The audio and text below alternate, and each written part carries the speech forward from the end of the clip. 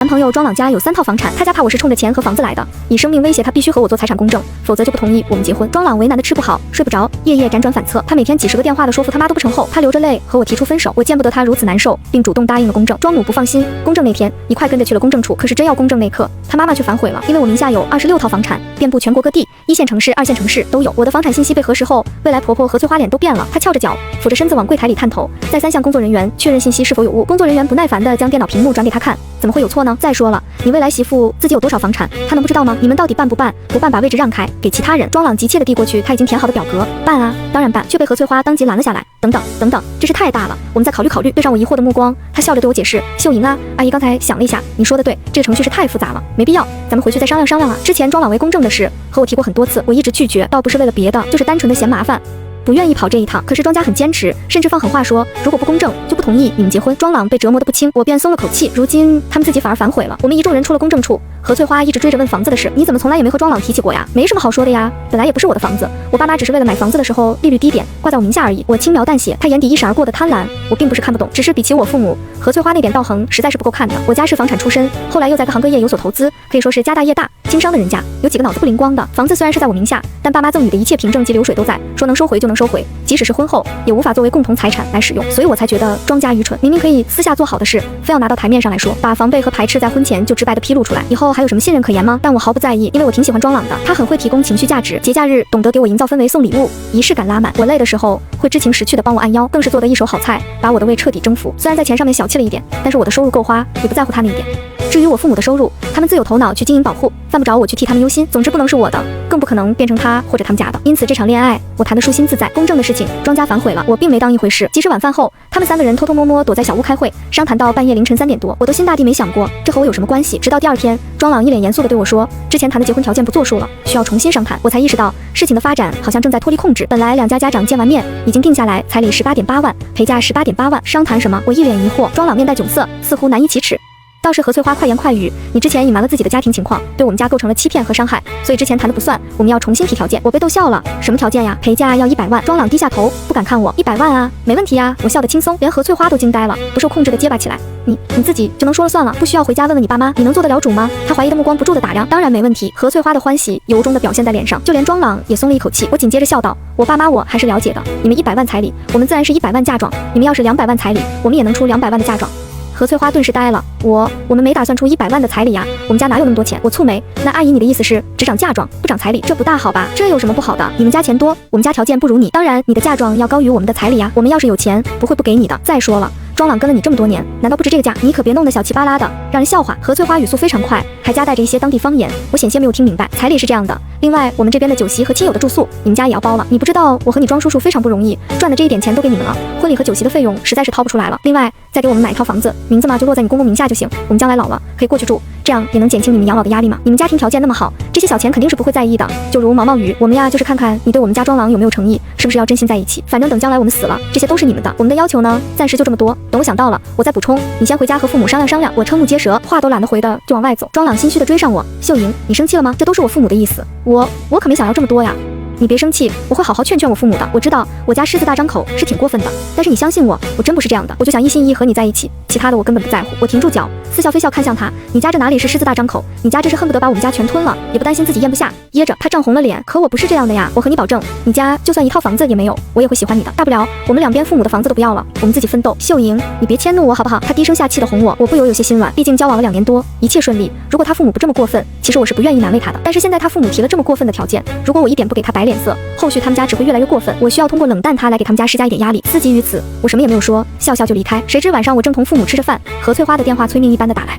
好媳妇，不是婆婆我有意为难你们，你们的感情我都看在眼里。现在庄朗在家唉声叹气的，十分难过，我这个当妈的看着也十分不忍。要不然这样，你就当今天那些条件我都没有提过行不行？他将自己放得无比卑微，话里带着求和。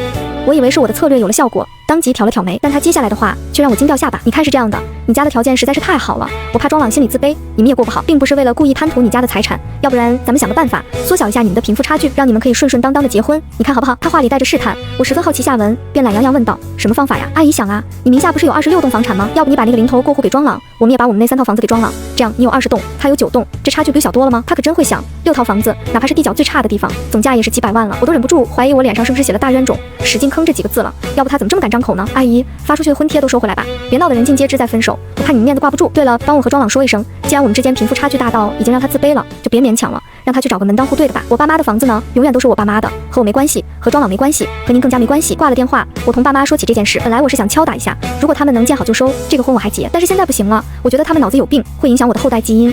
还是算了吧，我爸深以为然，是有点大病在身上。不过庄朗那小子，我看着挺老实的，你不再考察了。他给我夹了一块红烧肉，我就着米饭大口吃下。我妈赶紧递过来一杯水，慢点，怎么和饿死鬼投胎似的？别提了，这几天在他家清汤寡水的，你知道他家一个肉菜都没有，尽是一些豆芽、豆角，还有拍黄瓜。说是他妈不能吃肉，闻着肉味就恶心，所以他们家从来没有荤菜。我一筷子一筷子的夹肉，吃得满口喷香。我妈当机立断，赶紧通知婚礼取消。这什么家庭啊？我女儿又不是扶贫，嫁谁不行，非得嫁他。我重重点头。第2天，我对庄朗提了分手，他神色大惊，拼命挽回。秀莹，我爸妈说的话你别往心里去，结婚是我们2个人的事啊，我自己就能做主，我什么都不要你的，真的，我就是单纯喜欢你这个人，哪怕你什么都不出，我也想娶你的。我现在就和我爸妈打电话说清楚，他当着我的面和他爸妈吵得声嘶力竭，最后流着泪看着我，你能不能相信我一次？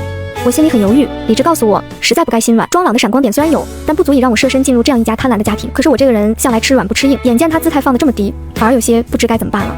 分手的事就这么莫名其妙的模糊掉了，谁也没有再提，但是也同样躲开了结婚这样的雷区话题。庄朗最近真的很努力的表现自己，大改之前抠抠搜搜的习气，送的礼物上了不止一个水准，出去玩更是不会要我掏1分钱。只是这样完美的他，不知道为什么反而让我有种透不过气的难过。我不止一次听到他父母和他打电话，每一次都在激烈争吵，他据理力争，但他父母非常擅长道德绑架，他们骂他白眼狼，说要和他断绝亲子关系，1分钱都不会给他。他在阳台处大哭一场，回来后却装作若无其事的对我笑，哄我开心，那样子颇有几分可怜。我的心不自觉地软了下去。其实这些时日我一直是有心结的，他表现得越好越完美，我心结越深。我会想，哦，原来他可以和父母对抗，可以对我大方，可以改变自己来融合适应我。以往不做可能是觉得我不值，现在在做可能是拥有26栋房产的我更有吸引力，所以他才这么有干劲。我越想越不满，越烦躁，越想分手。可是此刻看着他明明已经遍体鳞伤了，却对我只字不提，我的隔阂便忍不住消散了很多。如果要换取我的同情和谅解，装可怜应该是此刻最好的招数吧。可是他没有，我决定再给他一次机会。他心事重重地把我送回家后，自己就开车回去了。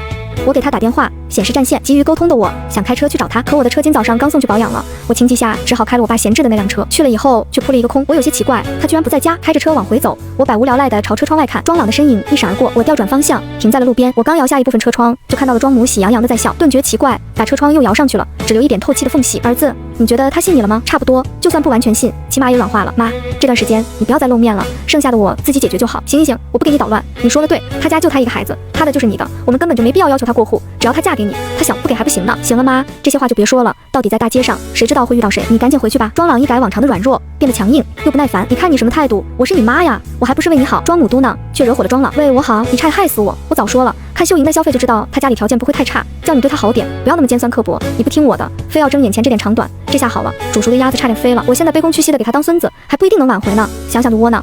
不窝囊不窝囊，儿子，那全国各地26栋房产呢？以后都是你的，还不止，他自己名下就这么多，你丈人手里肯定更有钱，以后可怎么花呀？哎呀，真没想到我和翠花老了，还有这好命，你就听我的，赶紧让她怀上孕。女人啊，当妈妈以后没有不心软的，保证能把她拿捏得透透的。庄母声音里藏不住的欢喜和兴奋，庄朗却烦躁。你现在又让我弄她怀孕了，不是之前那会生怕她怀孕了，借机嫁给我了，早听我的，哪里就这么复杂了？好孩子，我哪知道他家里这么有钱啊？好了，都是你妈的错，你就别埋怨我了，你好好想想怎么挽回他。要是用我去当恶人也没关系。我听得又气又恨，只听到了这里才想起要录音，可惜他们都说的差不多了，我没录到什么有用信息。驱车往回走，我越想越来气，就这么分手，实在不甘心。我苦想了一晚上没睡，终于形成了初步的报复计划。我开始吊着庄朗，对他不冷不热，每逢他买些上万的奢侈品送给我，我才会对他有个好脸，陪他出来吃口饭。但到了门禁点是必须回家的。几次之后，他有些受不了。秀莹，这几次给你送礼物，我身上的存款都花的差不多了，你看你的考验能不能结束啊？我真的吃不消了。他苦着脸给我看他的余额，连这顿晚餐的支付都不够。我虎着脸呲他，你这是什么意思？我叫你送那些东西了吗？是你自己要送的吧？现在装可怜给谁看？怪不得姓庄呢，还真能装，饭都吃不起，还请我出来干什么？叫花子。我的辱骂声音不高，但是因为餐厅安静，众人都听到了，纷纷看过来。庄朗耻辱的红了脸，手在身侧握成了拳。秀莹，你别太过分。时至今日，他都不肯放弃自己营造的软弱窝囊人设，我觉得好笑，便骂得更起劲。怎么，我说的不是吗？天天和狗一样等在我家门口，我说了不喜欢你了，不爱你了，非死缠着我。庄朗，你都没有自尊心的吗？太过分了！邻桌一个打扮精致的女孩站了起来，义愤填膺。现在的捞女都这么脸皮厚了吗？你不喜欢人家，也不必羞辱她呀。喜欢钱，想赚钱就自己去赚，而不是逼迫自己的男友。我瞧不起你。他走近，我才发现他是我念书时的死对头。刘珊读书那会儿，她就特能装，尤其喜欢当众出风头。只是那时候她家里特别穷，穿得破破烂烂，脸又黑又黄，也不好看。但是现在就和变了一个人一样，精致漂亮，浑身名牌，手里的车钥匙竟然还是宾利。她也认出来我了，我以为是谁啊？这不是浑身公主病的何秀莹吗？你怎么一点长进都没有啊？还在啃老啊？没找个工厂打工吗？念书那会儿，我们俩的学习成绩差不多，但她为人刻薄，人缘不是很好。她虚荣心又特别强，总想从别的方面压过我，于是就给自己营造了一个吃苦耐劳的人设。我作为她的反面陪衬，那自然就是矫情娇气。跑了800米，我正常拿矿泉水喝。他说我娇气，吃不得苦，不知道把水让给更有需要的同学。他渴得嘴唇发白，却故意一口不喝，就为了打压我。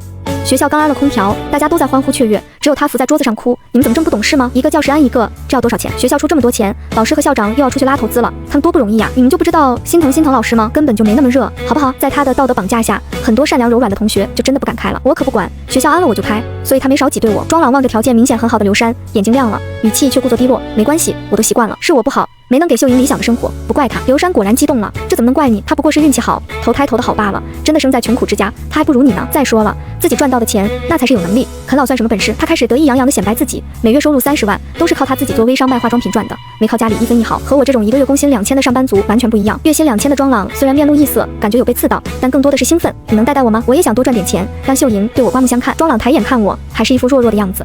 刘珊恨铁不成钢的叹气，算了，你的思想我慢慢扭转吧。这样的女人有什么好的？你是瞎吗？他们一路往外走，庄朗认真的听着取经。我的手机响了一声，是一个卡通头像发来的微信。怎么样？我有没有说错？刘珊是不是在那？是。但是他变化好大，我差点没认出来。起初庄朗虽然被刘珊勾得心猿意马，但还不舍得完全放弃我这一头，动不动就发消息给我讲他赚钱的进展，表他爱我的决心。秀莹，天啊，你相信吗？刘珊的存款居然有1000多万，全是他工作以后自己赚的，没靠家里一分一毫，真难以想象。他的家境连我都不如，却这么会赚钱。你放心，我正在努力跟他学习，等我上道了，赚到了钱，你想要什么我都能给你。但他一和我聊天，我就向他索要名贵礼物或是高额转账，还必须备注自愿赠与，永不追悔。慢慢的，他就不大找我了。刘珊开始在朋友圈活络起来，不是发庄朗在他家做饭的视频，就是发他穿着他买的男士睡衣蹲在地上给他修水管的图片，配文总是刚收的小徒弟，又帅又能干，打包甩卖喽。这么好的男人，总有捞女不知珍惜，恭喜恭喜，流入市场。有时候也会发收入截图，数额大概是在1万左右。今天带小徒弟赚了一点小钱，给他兴奋坏了，激动地问我，师傅，咱真的能每天都赚这么多吗？好傻好可爱。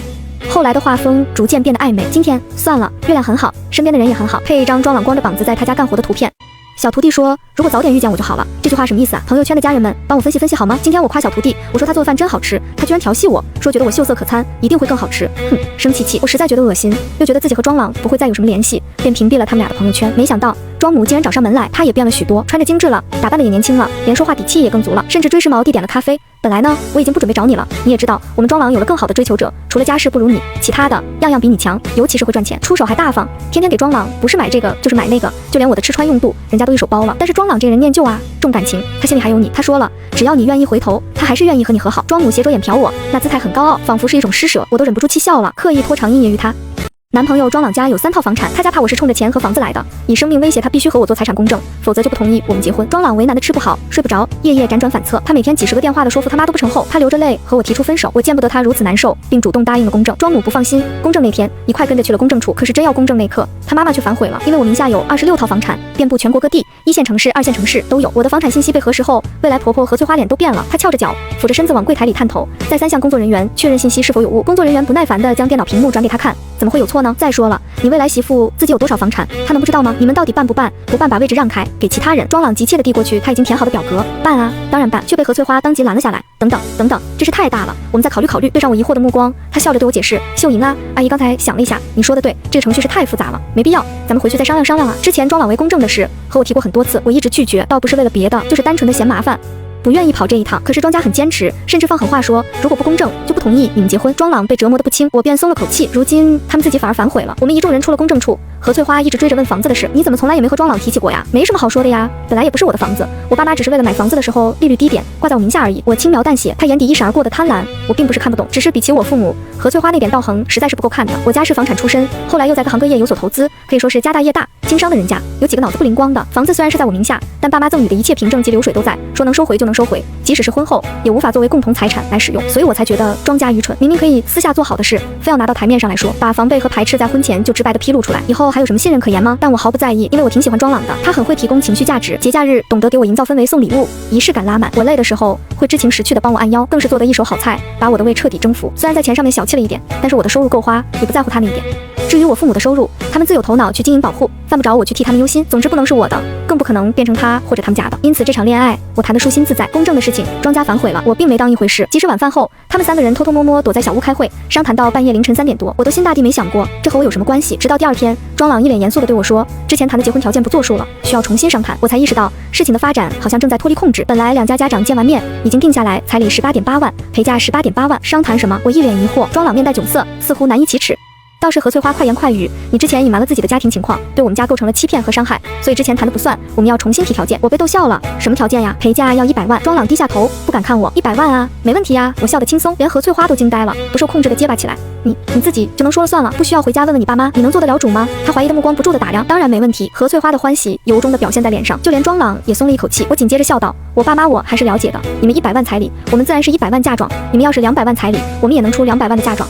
何翠花顿时呆了，我们没打算出100万的彩礼呀，我们家哪有那么多钱？我蹙眉，那阿姨你的意思是只涨嫁妆不涨彩礼，这不大好吧？这有什么不好的？你们家钱多，我们家条件不如你，当然你的嫁妆要高于我们的彩礼呀，我们要是有钱不会不给你的。再说了，庄朗跟了你这么多年，难道不值这个价？你可别弄得小气巴拉的，让人笑话。何翠花语速非常快，还夹带着一些当地方言，我险些没有听明白。彩礼是这样的，另外我们这边的酒席和亲友的住宿，你们家也要包了。你不知道我和你庄叔叔非常不容易，赚的这一点钱都给你们了，婚礼和酒席的费用实在是掏不出来了。另外再给我们买一套房子，名字嘛就落在你公公名下就行，我们将来老了可以过去住，这样也能减轻你们养老的压力嘛。你们家庭条件那么好，这些小钱肯定是不会在意的。就如毛毛雨，我们呀就是看看你对我们家庄郎有没有诚意，是不是要真心在一起。反正等将来我们死了，这些都是你们的。我们的要求呢，暂时就这么多。等我想到了，我再补充。你先回家和父母商量商量。我瞠目结舌，话都懒得回的就往外走。庄朗心虚的追上我，秀莹，你生气了吗？这都是我父母的意思，我可没想要这么多呀。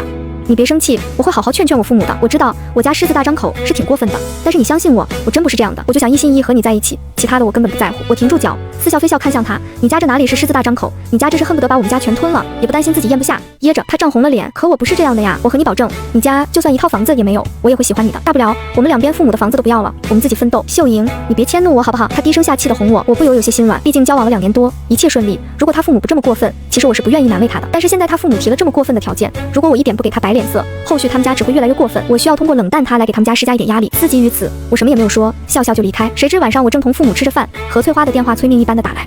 好媳妇，不是婆婆我有意为难你们，你们的感情我都看在眼里。现在庄朗在家唉声叹气的，十分难过。我这个当妈的看着也十分不忍。要不然这样，你就当今天那些条件我都没有提过行不行？他将自己放得无比卑微，话里带着求和。我以为是我的策略有了效果，当即挑了挑眉，但他接下来的话却让我惊掉下巴。你看是这样的，你家的条件实在是太好了，我怕庄朗心里自卑，你们也过不好，并不是为了故意贪图你家的财产，要不然咱们想个办法，缩小一下你们的贫富差距，让你们可以顺顺当当的结婚，你看好不好？他话里带着试探，我十分好奇下文，便懒洋洋问道，什么方法呀？阿姨想啊，你名下不是有26栋房产吗？要不你把那个零头过户给庄朗，我们也把我们那3套房子给庄朗，这样你有20栋，他有9栋，这差距不就小多了吗？他可真会想，6套房子，哪怕是地角最差的地方，总价也是几百万了。我都忍不住怀疑我脸上是不是写了大冤种，使劲吭这几个字了。要不他怎么这么敢张口呢？阿姨，发出去的婚帖都收回来吧，别闹得人尽皆知再分手，我怕你们面子挂不住。对了，帮我和庄朗说一声，既然我们之间贫富差距大到已经让他自卑了，就别勉强了，让他去找个门当户对的吧。我爸妈的房子呢，永远都是我爸妈的，和我没关系，和庄朗没关系，和您更加没关系。挂了电话，我同爸妈说起这件事，本来我是想敲打一下，如果他们能见好就收，这个婚我还结，但是现在不行了，我觉得他们脑子有病，会影响我的后代基因。还是算了吧，我爸深以为然，是有点大病在身上。不过庄朗那小子，我看着挺老实的，你不再考察了？他给我夹了一块红烧肉，我就着米饭大口吃下。我妈赶紧递过来一杯水，慢点，怎么和饿死鬼投胎似的？别提了，这几天在他家清汤寡水的，你知道他家一个肉菜都没有，尽是一些豆芽、豆角，还有拍黄瓜。说是他妈不能吃肉，闻着肉味就恶心，所以他们家从来没有荤菜。我一筷子一筷子的夹肉，吃得满口喷香。我妈当机立断，赶紧通知婚礼取消。这什么家庭啊？我女儿又不是扶贫，嫁谁不行，非得嫁他。我重重点头。第2天，我对庄朗提了分手，他神色大惊，拼命挽回。秀莹，我爸妈说的话你别往心里去，结婚是我们2个人的事啊，我自己就能做主，我什么都不要你的，真的，我就是单纯喜欢你这个人，哪怕你什么都不出，我也想娶你的。我现在就和我爸妈打电话说清楚，他当着我的面和他爸妈吵得声嘶力竭，最后流着泪看着我，你能不能相信我一次？我心里很犹豫，理智告诉我，实在不该心软。庄朗的闪光点虽然有，但不足以让我设身进入这样一家贪婪的家庭。可是我这个人向来吃软不吃硬，眼见他姿态放得这么低，反而有些不知该怎么办了。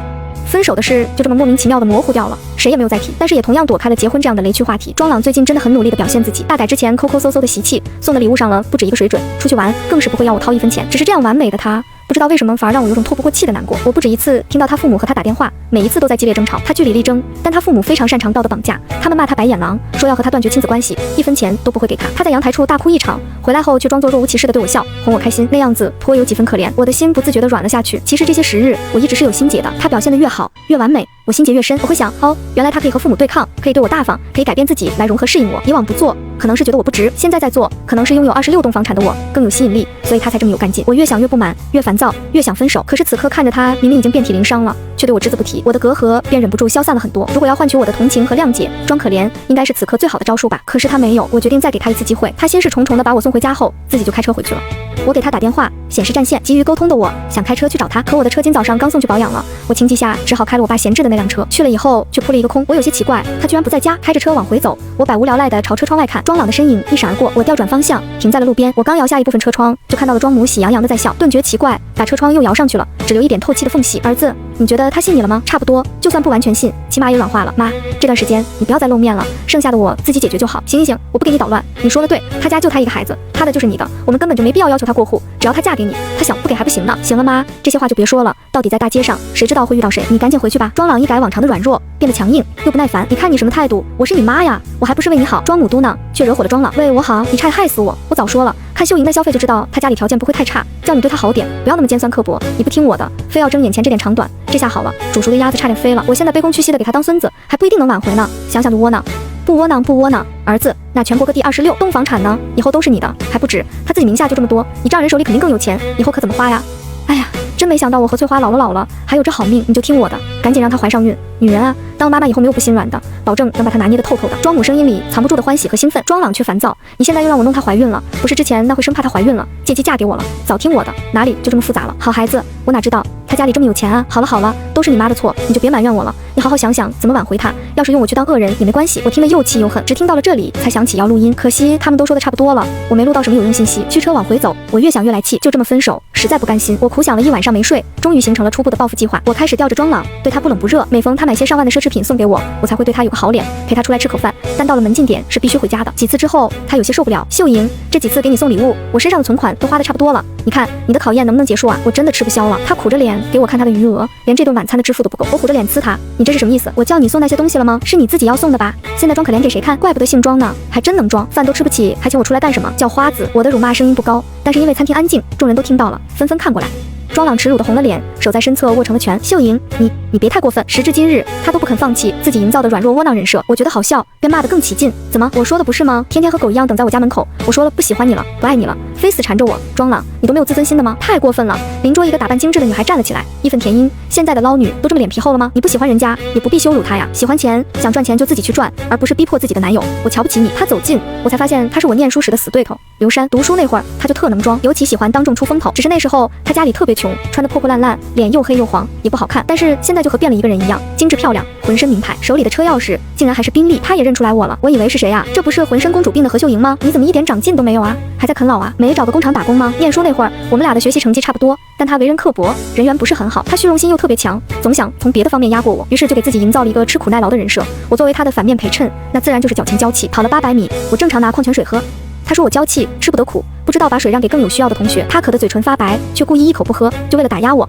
学校刚安了空调，大家都在欢呼雀跃，只有他伏在桌子上哭。你们怎么这么不懂事吗？一个教室安一个，这要多少钱？学校出这么多钱，老师和校长又要出去拉投资了，他们多不容易呀！你们就不知道心疼老师吗？根本就没那么热，好不好？在他的道德绑架下，很多善良柔软的同学就真的不敢开了。我可不管，学校安了我就开，所以他没少挤兑我。庄朗望着条件明显很好的刘珊，眼睛亮了，语气却故作低落。没关系，我都习惯了，是我不好，没能给秀莹理想的生活，不怪他。刘珊果然激动了，这怎么能怪你？他不过是运气好，投胎投的好罢了，真的生在穷苦之家，他还不如你呢。再说了，自己赚到的钱那才是有能力，啃老算什么本事？他开始得意洋洋地显摆自己，每月收入30万，都是靠他自己做微商卖化妆品赚的，没靠家里一分一毫。和我这种一个月工薪2000的上班族完全不一样。月薪2000的庄朗虽然面露异色，感觉有被刺到，但更多的是兴奋。你能带我吗？我也想多赚点钱，让秀莹对我刮目相看。庄朗抬眼看我，还是一副弱弱的样子。刘珊恨铁不成钢的叹气，算了，你的思想我慢慢扭转吧。这样的女人有什么好的？你是瞎吗？他们一路往外走，庄朗认真的听着取经。我的手机响了一声，是一个卡通头像发来的微信。怎么样？我有没有说错？刘珊是不是在那？是。但是他变化好大，我差点没认出来。起初庄朗虽然被刘珊勾得心猿意马，但还不舍得完全放弃我这一头，动不动就发消息给我讲他赚钱的进展，表他爱我的决心。秀莹，天啊，你相信吗？刘珊的存款居然有1000多万，全是他工作以后自己赚的，没靠家里一分一毫，真难以想象。他的家境连我都不如，却这么会赚钱。你放心，我正在努力跟他学习，等我上道了，赚到了钱，你想要什么我都能给你。但他一和我聊天，我就向他索要名贵礼物或是高额转账，还必须备注自愿赠与，永不追悔。慢慢的，他就不大找我了。刘珊开始在朋友圈活络起来，不是发庄朗在他家做饭的视频，就是发他穿着他买的男士睡衣蹲在地上给他修水管的图片，配文总是刚收的小徒弟又帅又能干，打包甩卖喽！这么好的男人，总有捞女不知珍惜，恭喜恭喜！流入市场，有时候也会发收入截图，数额大概是在1万左右。今天带小徒弟赚了一点小钱，给他兴奋坏了，激动地问我：师傅，咱真的能每天都赚这么多吗？好傻好可爱。后来的画风逐渐变得暧昧。今天算了，月亮很好，身边的人也很好，配一张庄朗光着膀子在他家干活的图片。小徒弟说：“如果早点遇见我就好了。”这句话什么意思啊？朋友圈的家人们，帮我分析分析好吗？今天我夸小徒弟，我说他做饭真好吃，他居然调戏我，说觉得我秀色可餐，一定会更好吃。哼，生气气！我实在觉得恶心，又觉得自己和庄朗不会再有什么联系，便屏蔽了他们俩的朋友圈。没想到庄母竟然找上门来，她也变了许多，穿着精致了，打扮的也年轻了，连说话底气也更足了，甚至追时髦地点了咖啡。本来呢，我已经不准备找你了，你也知道，我们庄朗有了更好的追求者，除了家世不如你，其他的样样比你强，尤其是会赚钱，出手还大方，天天给庄朗不是买这个就是买那个，就连我的吃穿用度，人家都一手包了。但是庄朗这人念旧啊，重感情，他心里还有你。他说了，只要你愿意回头，他还是愿意和你和好。庄母斜着眼瞟我，那姿态很高傲，仿佛是一种施舍，我都忍不住气笑了，刻意拖长阴言于他。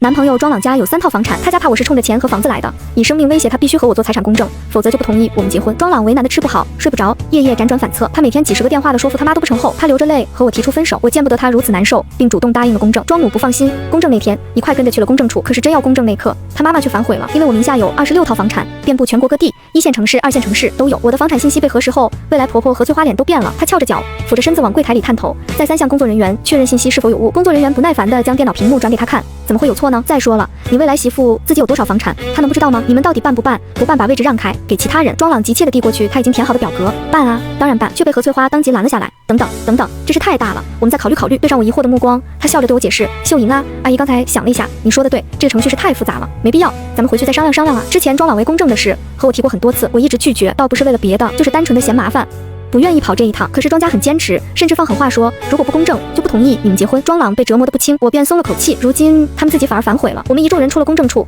何翠花一直追着问房子的事，你怎么从来也没和庄朗提起过呀？没什么好说的呀，本来也不是我的房子，我爸妈只是为了买房子的时候利率低点挂在我名下而已。我轻描淡写，他眼底一闪而过的贪婪，我并不是看不懂，只是比起我父母，何翠花那点道行实在是不够看的。我家是房产出身，后来又在各行各业有所投资，可以说是家大业大，经商的人家，有几个脑子不灵光的。房子虽然是在我名下，但爸妈赠予的一切凭证及流水都在，说能收回就能收回，即使是婚后也无法作为共同财产来使用，所以我才觉得庄家愚蠢，明明可以私下做好的事，非要拿到台面上来说，把防备和排斥在婚前就直白的披露出来，以后还有什么信任可言吗？但我毫不在意，因为我挺喜欢庄朗的，他很会提供情绪价值，节假日懂得给我营造氛围，送礼物，仪式感拉满。我累的时候会知情识趣的帮我按腰，更是做的一手好菜，把我的胃彻底征服。虽然在钱上面小气了一点，但是我的收入够花，也不在乎他那一点。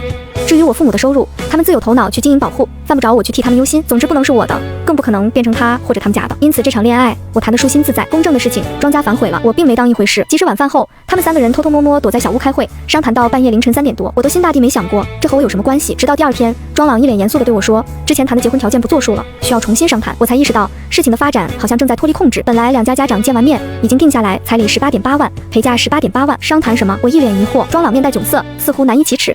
倒是何翠花快言快语，你之前隐瞒了自己的家庭情况，对我们家构成了欺骗和伤害，所以之前谈的不算，我们要重新提条件。我被逗笑了，什么条件呀？陪嫁要100万。庄朗低下头，不敢看我。100万啊，没问题啊。我笑得轻松，连何翠花都惊呆了，不受控制的结巴起来。你自己就能说了算了，不需要回家问问你爸妈，你能做得了主吗？他怀疑的目光不住的打量，当然没问题。何翠花的欢喜由衷的表现在脸上，就连庄朗也松了一口气。我紧接着笑道，我爸妈我还是了解的，你们100万彩礼，我们自然是100万嫁妆，你们要是200万彩礼，我们也能出200万的嫁妆。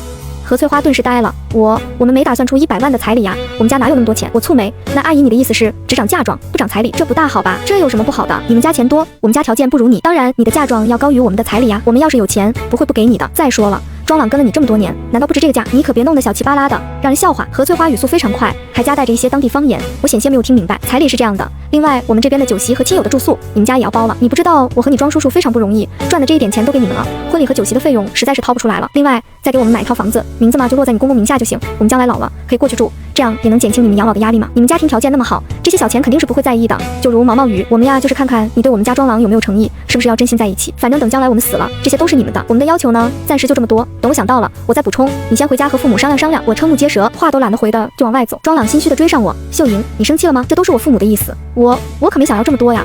你别生气，我会好好劝劝我父母的。我知道我家狮子大张口是挺过分的，但是你相信我，我真不是这样的。我就想一心一意和你在一起，其他的我根本不在乎。我停住脚，似笑非笑看向他，你家这哪里是狮子大张口，你家这是恨不得把我们家全吞了，也不担心自己咽不下，噎着。他涨红了脸，可我不是这样的呀，我和你保证，你家就算一套房子也没有，我也会喜欢你的。大不了我们两边父母的房子都不要了，我们自己奋斗。秀莹，你别迁怒我好不好？他低声下气的哄我，我不由有些心软，毕竟交往了2年多，一切顺利。如果他父母不这么过分，其实我是不愿意难为他的。但是现在他父母提了这么过分的条件，如果我一点不给他摆脸色，后续他们家只会越来越过分。我需要通过冷淡他来给他们家施加一点压力。思及于此，我什么也没有说，笑笑就离开。谁知晚上我正同父母吃着饭，何翠花的电话催命一般的打来。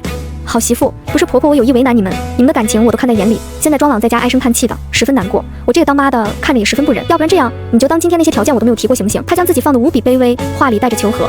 我以为是我的策略有了效果，当即挑了挑眉，但他接下来的话却让我惊掉下巴。你看是这样的，你家的条件实在是太好了，我怕庄朗心里自卑，你们也过不好，并不是为了故意贪图你家的财产，要不然咱们想个办法，缩小一下你们的贫富差距，让你们可以顺顺当当的结婚，你看好不好？他话里带着试探，我十分好奇下文，便懒洋洋问道：什么方法呀？阿姨想啊，你名下不是有26栋房产吗？要不你把那个零头过户给庄朗，我们也把我们那3套房子给庄朗，这样你有20栋，他有9栋，这差距不就小多了吗？他可真会想，6套房子，哪怕是地角最差的地方，总价也是几百万了，我都忍不住怀疑我脸上是不是写了大冤种，使劲坑这几个字了。要不他怎么这么敢张口呢？阿姨，发出去的婚帖都收回来吧，别闹得人尽皆知再分手，我怕你们面子挂不住。对了，帮我和庄朗说一声，既然我们之间贫富差距大到已经让他自卑了，就别勉强了，让他去找个门当户对的吧。我爸妈的房子呢，永远都是我爸妈的，和我没关系，和庄朗没关系，和您更加没关系。挂了电话，我同爸妈说起这件事，本来我是想敲打一下，如果他们能见好就收，这个婚我还结，但是现在不行了，我觉得他们脑子有病，会影响我的后代基因。还是算了吧，我爸深以为然，是有点大病在身上。不过庄老那小子，我看着挺老实的。你不再考察了？他给我夹了一块红烧肉，我就着米饭大口吃下。我妈赶紧递过来一杯水，慢点，怎么和饿死鬼投胎似的？别提了，这几天在他家清汤寡水的，你知道他家一个肉菜都没有，尽是一些豆芽、豆角，还有拍黄瓜。说是他妈不能吃肉，闻着肉味就恶心，所以他们家从来没有荤菜。我一筷子一筷子的夹肉，吃得满口喷香。我妈当机立断，赶紧通知婚礼取消。这什么家庭啊？我女儿又不是扶贫，嫁谁不行，非得嫁他。我重重点头。第二天，我对庄朗提了分手，他神色大惊，拼命挽回。秀莹，我爸妈说的话你别往心里去，结婚是我们2个人的事啊，我自己就能做主，我什么都不要你的，真的，我就是单纯喜欢你这个人，哪怕你什么都不出，我也想娶你的。我现在就和我爸妈打电话说清楚，他当着我的面和他爸妈吵得声嘶力竭，最后流着泪看着我，你能不能相信我一次？我心里很犹豫，理智告诉我，实在不该心软。庄朗的闪光点虽然有，但不足以让我设身进入这样一家贪婪的家庭。可是我这个人向来吃软不吃硬，眼见他姿态放得这么低，反而有些不知该怎么办了。分手的事就这么莫名其妙的模糊掉了，谁也没有再提，但是也同样躲开了结婚这样的雷区话题。庄朗最近真的很努力的表现自己，大改之前抠抠搜搜的习气，送的礼物上了不止一个水准，出去玩更是不会要我掏1分钱。只是这样完美的他，不知道为什么反而让我有种透不过气的难过。我不止一次听到他父母和他打电话，每一次都在激烈争吵，他据理力争，但他父母非常擅长道德绑架，他们骂他白眼狼，说要和他断绝亲子关系，1分钱都不会给他。他在阳台处大哭一场，回来后却装作若无其事的对我笑，哄我开心，那样子颇有几分可怜。我的心不自觉地软了下去。其实这些时日我一直是有心结的，他表现得越好越完美，我心结越深。我会想，哦，原来他可以和父母对抗，可以对我大方，可以改变自己来融合适应我。以往不做可能是觉得我不值，现在在做可能是拥有26栋房产的我更有吸引力，所以他才这么有干劲。我越想越不满，越烦躁，越想分手。可是此刻看着他明明已经遍体鳞伤了，却对我只字不提，我的隔阂便忍不住消散了很多。如果要换取我的同情和谅解，装可怜应该是此刻最好的招数吧。可是他没有，我决定再给他一次机会。他心事重重地把我送回家后，自己就开车回去了。我给他打电话，显示占线，急于沟通的我想开车去找他，可我的车今早上刚送去保养了，我情急下只好开了我爸闲置的那辆车。去了以后却扑了一个空，我有些奇怪，他居然不在家。开着车往回走，我百无聊赖地朝车窗外看，庄朗的身影一闪而过，我调转方向停在了路边。我刚摇下一部分车窗，就看到了庄母喜洋洋的在笑，顿觉奇怪，把车窗又摇上去了，只留一点透气的缝隙。儿子，你觉得他信你了吗？差不多，就算不完全信，起码也软化了。妈，这段时间你不要再露面了，剩下的我自己解决就好。行行行，我不给你捣乱，你说的对，他家就他一个孩子，他的就是你的，我们根本就没必要要求他过户，只要他嫁给你，他想不给还不行呢。行了妈，这些话就别说了，到底在大街上谁知道会遇到谁，你赶紧回去吧。庄朗一改往常的软弱，变得强硬又不耐烦，你看你什么态度？我是你妈呀，我还不是为你好。庄母嘟囔，却惹火了庄朗。为我好？你差点害死我！我早说了，看秀莹的消费就知道他家里条件不会太差，叫你对他好点，不要那么尖酸刻薄。你不听我的，非要争眼前这点长短，这下好了，煮熟的鸭子差点飞了。我现在卑躬屈膝的给他当孙子，还不一定能挽回呢。想想就窝囊。不窝囊不窝囊，儿子，那全国各地26栋房产呢？以后都是你的，还不止。他自己名下就这么多，你丈人手里肯定更有钱，以后可怎么花呀？哎呀，真没想到我和翠花老了，还有这好命，你就听我的，赶紧让她怀上孕。女人啊，当妈妈以后没有不心软的，保证能把她拿捏得透透的。庄母声音里藏不住的欢喜和兴奋，庄朗却烦躁。你现在又让我弄她怀孕了，不是之前那会生怕她怀孕了，借机嫁给我了。早听我的，哪里就这么复杂了？好孩子，我哪知道他家里这么有钱啊？好了，都是你妈的错，你就别埋怨我了。你你好好想想怎么挽回他，要是用我去当恶人也没关系。我听得又气又恨，只听到了这里才想起要录音，可惜他们都说的差不多了，我没录到什么有用信息。驱车往回走，我越想越来气，就这么分手，实在不甘心。我苦想了一晚上没睡，终于形成了初步的报复计划。我开始吊着庄朗，对他不冷不热，每逢他买些上万的奢侈品送给我，我才会对他有个好脸，陪他出来吃口饭。但到了门禁点是必须回家的。几次之后，他有些受不了。秀莹，这几次给你送礼物，我身上的存款都花的差不多了，你看你的考验能不能结束啊？我真的吃不消了。他苦着脸给我看他的余额，连这顿晚餐的支付都不够。我苦着脸呲他，你这是什么意思？我叫你送那些东西了吗？是你自己要送的吧？现在装可怜给谁看？怪不得姓庄呢，还真能装，饭都吃不起，还请我出来干什么？叫花子。我的辱骂声音不高，但是因为餐厅安静，众人都听到了，纷纷看过来。庄朗耻辱的红了脸，手在身侧握成了拳。秀莹，你别太过分。时至今日，他都不肯放弃自己营造的软弱窝囊人设，我觉得好笑，便骂得更起劲。怎么，我说的不是吗？天天和狗一样等在我家门口。我说了不喜欢你了，不爱你了，非死缠着我。庄朗，你都没有自尊心的吗？太过分了！邻桌一个打扮精致的女孩站了起来，义愤填膺。现在的捞女都这么脸皮厚了吗？你不喜欢人家，也不必羞辱她呀。喜欢钱，想赚钱就自己去赚，而不是逼迫自己的男友。我瞧不起你。他走近，我才发现他是我念书时的死对头刘珊。读书那会儿，他就特能装，尤其喜欢当众出风头。只是那时候他家里特别穷，穿得破破烂烂，脸又黑又黄，也不好看。但是现在就和变了一个人一样，精致漂亮，浑身名牌，手里的车钥匙竟然还是宾利。他也认出来我了，我以为是谁啊？这不是浑身公主病的何秀莹吗？你怎么一点长进都没有啊？还在啃老啊？没找个工厂打工吗？念书那会儿，我们俩的学习成绩差不多，但他为人刻薄，人缘不是很好。他虚荣心又特别强，总想从别的方面压过我，于是就给自己营造了一个吃苦耐劳的人设。我作为他的反面陪衬，那自然就是矫情娇气。跑了800米，我正常拿矿泉水喝，他说我娇气，吃不得苦，不知道把水让给更有需要的同学。他渴得嘴唇发白，却故意一口不喝，就为了打压我。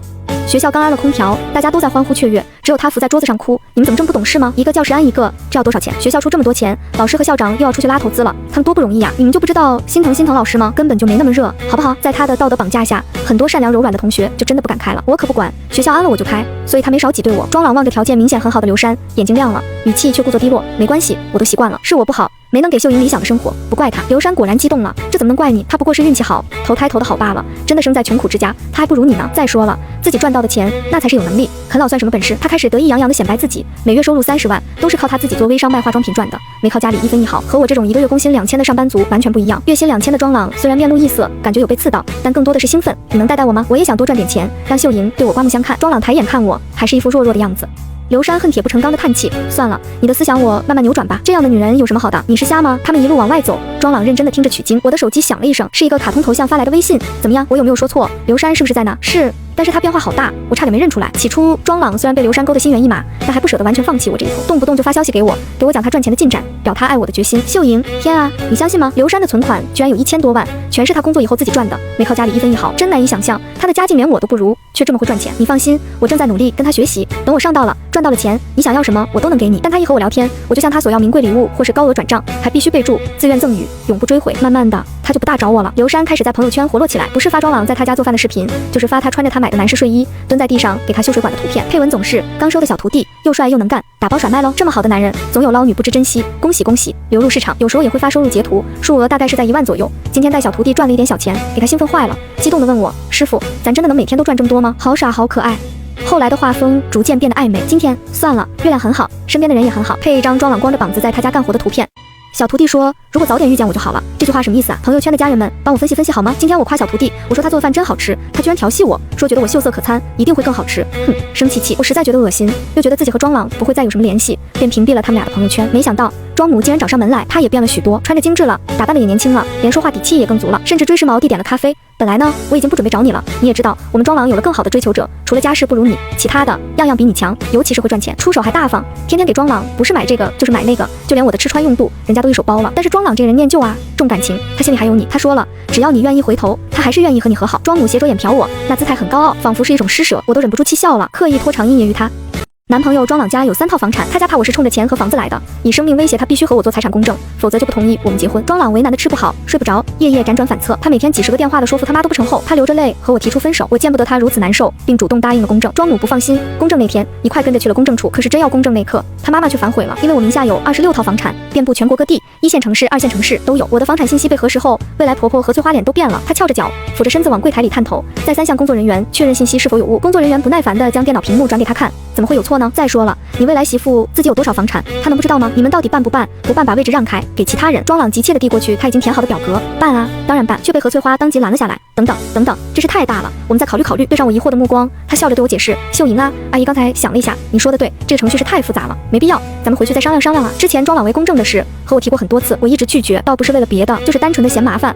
不愿意跑这一趟，可是庄家很坚持，甚至放狠话说，如果不公正就不同意你们结婚。庄朗被折磨得不轻，我便松了口气。如今他们自己反而反悔了。我们一众人出了公证处，何翠花一直追着问房子的事，你怎么从来也没和庄朗提起过呀？没什么好说的呀，本来也不是我的房子，我爸妈只是为了买房子的时候利率低点，挂在我名下而已。我轻描淡写，他眼底一闪而过的贪婪，我并不是看不懂，只是比起我父母，何翠花那点道行实在是不够看的。我家是房产出身，后来又在各行各业有所投资，可以说是家大业大，经商的人家，有几个脑子不灵光的。房子虽然是在我名下，但爸妈赠与的一切凭证及流水都在，说能收回就能收回，即使是婚后也无法作为共同财产来使用，所以我才觉得庄家愚蠢，明明可以私下做好的事，非要拿到台面上来说，把防备和排斥在婚前就直白的披露出来，以后还有什么信任可言吗？但我毫不在意，因为我挺喜欢庄朗的，他很会提供情绪价值，节假日懂得给我营造氛围，送礼物，仪式感拉满。我累的时候会知情识趣的帮我按腰，更是做得一手好菜，把我的胃彻底征服。虽然在钱上面小气了一点，但是我的收入够花，也不在乎他那一点。至于我父母的收入，他们自有头脑去经营保护，犯不着我去替他们忧心。总之不能是我的，更不可能变成他或者他们家的。因此这场恋爱我谈得舒心自在。公证的事情，庄家反悔了，我并没当一回事。即使晚饭后，他们3个人偷偷摸摸躲在小屋开会，商谈到半夜凌晨3点多，我都心大地没想过这和我有什么关系。直到第二天，庄朗一脸严肃地对我说，之前谈的结婚条件不作数了，需要重新商谈。我才意识到事情的发展好像正在脱离控制。本来两家家长见完面已经定下来，彩礼18.8万，陪嫁18.8万，商谈什么？我一脸疑惑。庄朗面带窘色，似乎难以启齿。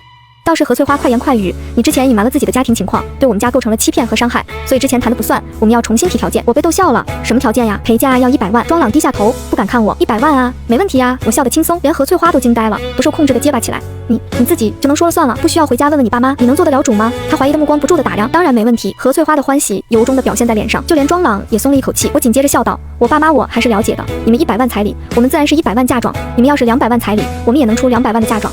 何翠花顿时呆了，我们没打算出100万的彩礼呀，我们家哪有那么多钱？我蹙眉，那阿姨你的意思是只涨嫁妆不涨彩礼，这不大好吧？这有什么不好的？你们家钱多，我们家条件不如你，当然你的嫁妆要高于我们的彩礼呀，我们要是有钱不会不给你的。再说了，庄朗跟了你这么多年，难道不值这个价？你可别弄得小气巴拉的，让人笑话。何翠花语速非常快，还夹带着一些当地方言，我险些没有听明白。彩礼是这样的，另外我们这边的酒席和亲友的住宿，你们家也要包了。你不知道我和你庄叔叔非常不容易，赚的这一点钱都给你们了，婚礼和酒席的费用实在是掏不出来了。另外再给我们买一套房子，名字嘛就落在你公公名下就行，我们将来老了可以过去住，这样也能减轻你们养老的压力嘛。你们家庭条件那么好，这些小钱肯定是不会在意的。就如毛毛雨，我们呀就是看看你对我们家庄朗有没有诚意，是不是要真心在一起。反正等将来我们死了，这些都是你们的。我们的要求呢，暂时就这么多。等我想到了，我再补充，你先回家和父母商量商量。我瞠目结舌，话都懒得回的就往外走。庄朗心虚的追上我，秀莹，你生气了吗？这都是我父母的意思，我可没想要这么多呀。你别生气，我会好好劝劝我父母的。我知道我家狮子大张口是挺过分的，但是你相信我，我真不是这样的。我就想一心一意和你在一起，其他的我根本不在乎。我停住脚，似笑非笑看向他，你家这哪里是狮子大张口，你家这是恨不得把我们家全吞了，也不担心自己咽不下，噎着。他涨红了脸，可我不是这样的呀。我和你保证，你家就算一套房子也没有，我也会喜欢你的。大不了我们两边父母的房子都不要了，我们自己奋斗。秀莹，你别迁怒我好不好？他低声下气的哄我，我不由有些心软，毕竟交往了2年多，一切顺利。如果他父母不这么过分，其实我是不愿意难为他的。但是现在他父母提了这么过分的条件，如果我一点不给他摆脸色，后续他们家只会越来越过分。我需要通过冷淡他来给他们家施加一点压力。思及于此，我什么也没有说，笑笑就离开。谁知晚上我正同父母吃着饭，何翠花的电话催命一般的打来。好媳妇，不是婆婆，我有意为难你们，你们的感情我都看在眼里。现在庄朗在家唉声叹气的，十分难过，我这个当妈的看着也十分不忍。要不然这样，你就当今天那些条件我都没有提过行不行？他将自己放得无比卑微，话里带着求和。我以为是我的策略有了效果，当即挑了挑眉，但他接下来的话却让我惊掉下巴。你看是这样的，你家的条件实在是太好了，我怕庄朗心里自卑，你们也过不好，并不是为了故意贪图你家的财产，要不然咱们想个办法，缩小一下你们的贫富差距，让你们可以顺顺当当的结婚，你看好不好？他话里带着试探，我十分好奇下文，便懒洋洋问道，什么方法呀？阿姨想啊，你名下不是有26栋房产吗？要不你把那个零头过户给庄朗，我们也把我们那3套房子给庄朗，这样你有20栋，他有9栋，这差距不就小多了吗？他可真会想，6套房子，哪怕是地角最差的地方，总价也是几百万了，我都忍不住怀疑我脸上是不是写了大冤种，使劲吭这几个字了。要不他怎么这么敢张口呢？阿姨，发出去的婚帖都收回来吧，别闹得人尽皆知再分手，我怕你们面子挂不住。对了，帮我和庄朗说一声，既然我们之间贫富差距大到已经让他自卑了，就别勉强了，让他去找个门当户对的吧。我爸妈的房子呢，永远都是我爸妈的，和我没关系，和庄朗没关系，和您更加没关系。挂了电话，我同爸妈说起这件事，本来我是想敲打一下，如果他们能见好就收，这个婚我还结，但是现在不行了，我觉得他们脑子有病，会影响我的后代基因。还是算了吧，我爸深以为然，是有点大病在身上。不过庄朗那小子，我看着挺老实的，你不再考察了。他给我夹了一块红烧肉，我就着米饭大口吃下。我妈赶紧递过来一杯水，慢点，怎么和饿死鬼投胎似的？别提了，这几天在他家清汤寡水的，你知道他家一个肉菜都没有，尽是一些豆芽、豆角，还有拍黄瓜。说是他妈不能吃肉，闻着肉味就恶心，所以他们家从来没有荤菜。我一筷子一筷子的夹肉，吃得满口喷香。我妈当机立断，赶紧通知婚礼取消。这什么家庭啊？我女儿又不是扶贫，嫁谁不行，非得嫁他。我重重点头。第二天，我对庄朗提了分手，他神色大惊，拼命挽回。秀莹，我爸妈说的话你别往心里去，结婚是我们2个人的事啊，我自己就能做主，我什么都不要你的，真的，我就是单纯喜欢你这个人，哪怕你什么都不出，我也想娶你的。我现在就和我爸妈打电话说清楚，他当着我的面和他爸妈吵得声嘶力竭，最后流着泪看着我，你能不能相信我一次？我心里很犹豫，理智告诉我，实在不该心软。庄朗的闪光点虽然有，但不足以让我设身进入这样一家贪婪的家庭。可是我这个人向来吃软不吃硬，眼见他姿态放得这么低，反而有些不知该怎么办了。分手的事就这么莫名其妙的模糊掉了，谁也没有再提，但是也同样躲开了结婚这样的雷区话题。庄朗最近真的很努力的表现自己，大改之前抠抠搜搜的习气，送的礼物上了不止一个水准，出去玩更是不会要我掏1分钱。只是这样完美的他，不知道为什么反而让我有种透不过气的难过。我不止一次听到他父母和他打电话，每一次都在激烈争吵，他据理力争，但他父母非常擅长道德绑架，他们骂他白眼狼，说要和他断绝亲子关系，1分钱都不会给他。他在阳台处大哭一场，回来后却装作若无其事的对我笑，哄我开心，那样子颇有几分可怜。我的心不自觉地软了下去。其实这些时日我一直是有心结的，他表现得越好越完美，我心结越深。我会想，哦，原来他可以和父母对抗，可以对我大方，可以改变自己来融合适应我。以往不做可能是觉得我不值，现在在做可能是拥有26栋房产的我更有吸引力，所以他才这么有干劲。我越想越不满，越烦躁，越想分手。可是此刻看着他明明已经遍体鳞伤了，却对我只字不提，我的隔阂便忍不住消散了很多。如果要换取我的同情和谅解，装可怜应该是此刻最好的招数吧。可是他没有，我决定再给他一次机会。他心事重重的把我送回家后，自己就开车回去了。我给他打电话，显示占线。急于沟通的我想开车去找他，可我的车今早上刚送去保养了，我情急下只好开了我爸闲置的那辆车。去了以后却扑了一个空，我有些奇怪，他居然不在家。开着车往回走，我百无聊赖的朝车窗外看，庄朗的身影一闪而过，我调转方向停在了路边。我刚摇下一部分车窗，就看到了庄母喜洋洋的在笑，顿觉奇怪，把车窗又摇上去了，只留一点透气的缝隙。儿子，你觉得他信你了吗？差不多，就算不完全信，起码也软化了。妈，这段时间你不要再露面了，剩下的我自己解决就好。行行行，我不给你捣乱，你说的对，他家就他一个孩子，他的就是你的，我们根本就没必要要求他过户，只要他嫁给你，他想不给还不行呢。行了妈，这些话就别说了，到底在大街上谁知道会遇到谁，你赶紧回去吧。庄朗一改往常的软弱，变得强硬又不耐烦。你看你什么态度？我是你妈呀，我还不是为你好。庄母嘟囔，却惹火了庄朗。为我好？你差点害死我！我早说了，看秀莹的消费就知道她家里条件不会太差，叫你对她好点，不要那么尖酸刻薄。你不听我的，非要争眼前这点长短，这下好了，煮熟的鸭子差点飞了。我现在卑躬屈膝的给她当孙子，还不一定能挽回呢。想想就窝囊。不窝囊不窝囊，儿子，那全国各地26栋房产呢？以后都是你的，还不止，他自己名下就这么多，你丈人手里肯定更有钱，以后可怎么花呀？哎呀，真没想到我和翠花老了，还有这好命，你就听我的，赶紧让她怀上孕。女人啊，当妈妈以后没有不心软的，保证能把她拿捏得透透的。庄母声音里藏不住的欢喜和兴奋，庄朗却烦躁。你现在又让我弄她怀孕了，不是之前那会生怕她怀孕了，借机嫁给我了，早听我的，哪里就这么复杂了？好孩子，我哪知道她家里这么有钱啊？好了，都是你妈的错，你就别埋怨我了，你好好想想怎么挽回她。要是用我去当恶人也没关系。我听得又气又恨，只听到了这里才想起要录音，可惜他们都说的差不多了，我没录到什么有用信息。驱车往回走，我越想越来气，就这么分手，实在不甘心。我苦想了一晚上没睡，终于形成了初步的报复计划。我开始吊着庄朗，对他不冷不热，每逢他买些上万的奢侈品送给我，我才会对他有个好脸，陪他出来吃口饭。但到了门禁点是必须回家的。几次之后，他有些受不了。秀莹，这几次给你送礼物，我身上的存款都花的差不多了，你看你的考验能不能结束啊？我真的吃不消了。他苦着脸给我看他的余额，连这顿晚餐的支付都不够。我虎着脸呲他，你这是什么意思？我叫你送那些东西了吗？是你自己要送的吧？现在装可怜给谁看？怪不得姓庄呢，还真能装，饭都吃不起，还请我出来干什么？叫花子。我的辱骂声音不高，但是因为餐厅安静，众人都听到了，纷纷看过来。